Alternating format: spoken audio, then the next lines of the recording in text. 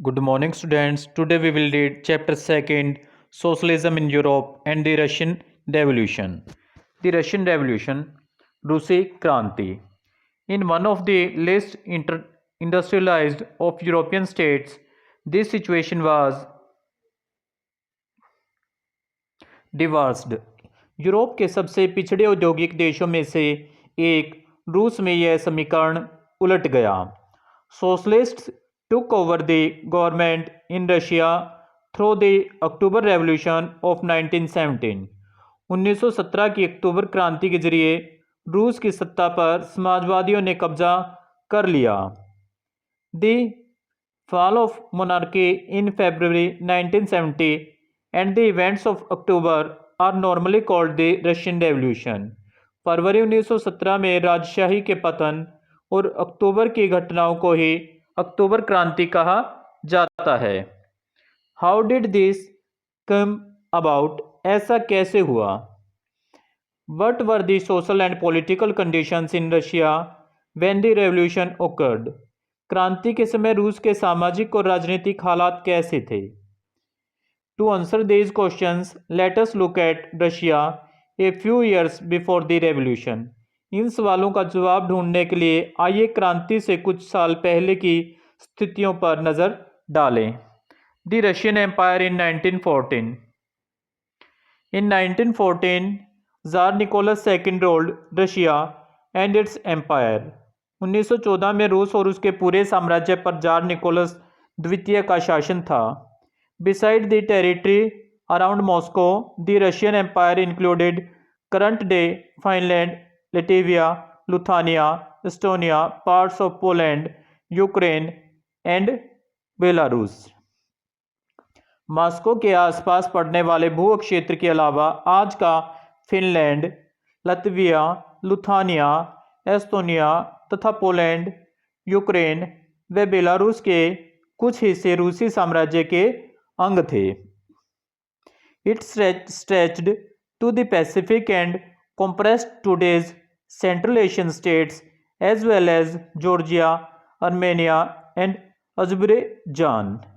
यह साम्राज्य प्रशांत महासागर तक फैला हुआ था और आज के मध्य एशियाई राज्यों के साथ साथ जॉर्जिया, आर्मेनिया व अजरबैजान भी इसी साम्राज्य के अंतर्गत आते थे। The majority religion was Russian Orthodox Christianity which had grown out of the Greek Orthodox Church, but the empire also included Catholics, Protestants, Muslims and Buddhists। रूस में ग्रीक ऑर्थोडॉक्स चर्च से उपजी शाखा रूसी ऑर्थोडॉक्स क्रिश्चियनिटी को मानने वाले बहुमत में थे, लेकिन इस साम्राज्य के तहत रहने वालों में कैथोलिक, प्रोटेस्टेंट, मुस्लिम और बौद्ध भी शामिल थे।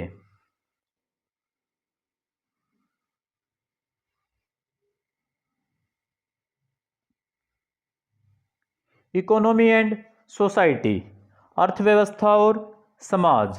Eight the beginning of the 20th century the vast majority of Russia's people were agriculturist. 20वीं सदी के शुरुआत में रूसी की आबादी का एक बहुत बड़ा हिस्सा खेती बाड़ी से जुड़ा हुआ था। About 85% of the Russian empire's population earned their living from agriculture. रूसी साम्राज्य की लगभग 85% जनता आजीविका के लिए खेती पर ही निर्भर थी। This proportion was higher than in most European countries. Europe के किसी भी देश में खेती पर राष्ट्रीय जनता का प्रतिशत इतना नहीं था। For instance in France and Germany the proportion was between 40% and 50%। उदाहरण के तौर पर फ्रांस और जर्मनी में खेती पर निर्भर आबादी 40 से 50% से ज़्यादा नहीं थी। In the empire cultivators produced for the market as well as for their own needs and Russia was a major exporter of grain। रूसी साम्राज्य के किसान अपनी ज़रूरतों के साथ साथ बाजार के लिए भी पैदावार करते थे। रूस अनाज का एक बड़ा निर्यातक था। Industry was found in pockets. उद्योग बहुत कम थे। Prominent industrial areas were Saint Petersburg and Moscow. Saint Petersburg और मॉस्को प्रमुख औद्योगिक इलाके थे। Craftsmen undertook much of the production, हालांकि ज़्यादातर उत्पादन कारीगर ही करते थे। But large factories existed alongside craft workshops, लेकिन कारीगरों की वर्कशॉपों के साथ साथ बड़े बड़े कल कारखाने भी मौजूद थे। Many factories were set up in the 1890s when Russia's railway network was extended and foreign investment in industry increased।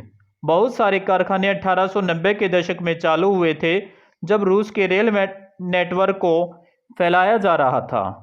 उसी समय रूसी उद्योगों में विदेशी निवेश भी तेजी से बढ़ रहा था। Coal production doubled and iron and steel output quadrupled. रूस में कोयले का उत्पादन 2 गुना हो गया और स्टील उत्पादन में 4 गुना वृद्धि हुई। बाय द 1900 तक कुछ इलाकों में in some areas factory workers and craftsmen were almost equal in number.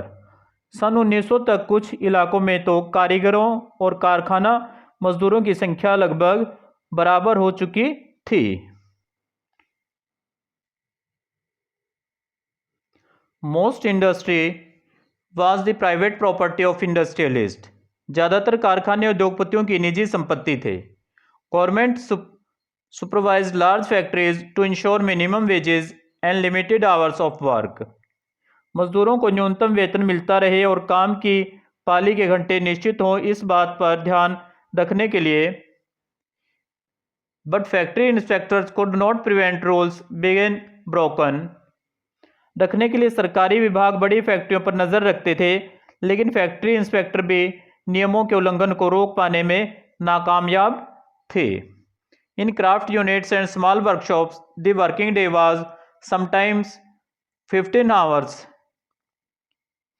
कारीगरों की इकाइयों और वर्कशॉपों में काम की पाली प्राय 15 घंटे तक खिंच जाती थी, कंपेयर्ड विद 10 और 12 hours in factories.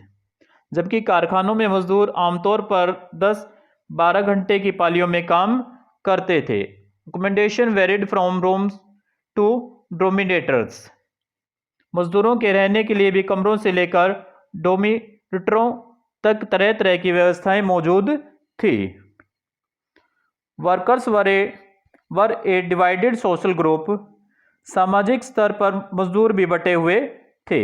Some had strong link with the villages from which they came. कुछ मजदूर अपने मूल गांव के साथ अभी भी गहरे संबंध बनाए हुए थे। Other had settled in cities permanently. बहुत सारे मजदूर स्थायी रूप से शहरों में ही बस चुके थे। Workers were divided by skill. उनके बीच भी योग्यता और दक्षता के स्तर में काफ़ी फर्क था। A metal worker of Saint Petersburg recalled metal workers considered themself aristocrats among other workers. Saint Petersburg के एक धातु मजदूर ने कहा था, धातु कर्मी मजदूरों में खुद को साहब मानते हैं। Their occupation demanded more training and skill. उनके काम में ज़्यादा प्रशिक्षण और निपुणता की जरूरत जो रहती थी। Women made up 31% of the factory labour force by 1914, but they were paid less than man. 1914 में फैक्ट्री मजदूरों में औरतों की संख्या 31% थी, लेकिन उन्हें पुरुष मजदूरों के मुकाबले कम वेतन मिलता था। Division among workers showed themselves in dress and manners too. मजदूरों के बीच मौजूद फासला उनके पहनावे और व्यवहार में भी साफ दिखाई देता था। Some workers formed association to help members in times of unemployment और financial hardship, but such associations were few. यद्यपि कुछ मजदूरों ने बेरोजगारी या आर्थिक संकट के समय एक दूसरे की मदद करने के लिए संगठन बना लिए थे, लेकिन ऐसे संगठन बहुत कम थे। Despite divisions, workers did not unite to stop work when they disagreed with the employers about dismissals. Dismissals और वर्क कंडीशंस। इन विभेदों के बावजूद जब किसी को नौकरी से निकाल दिया जाता था या उन्हें मालिक से कोई शिकायत होती थी तो मजदूर एकजुट होकर हड़ताल भी करते थे। This strikes took place frequently in the textile industry during 1896, 1897 and in the metal industry during 1902।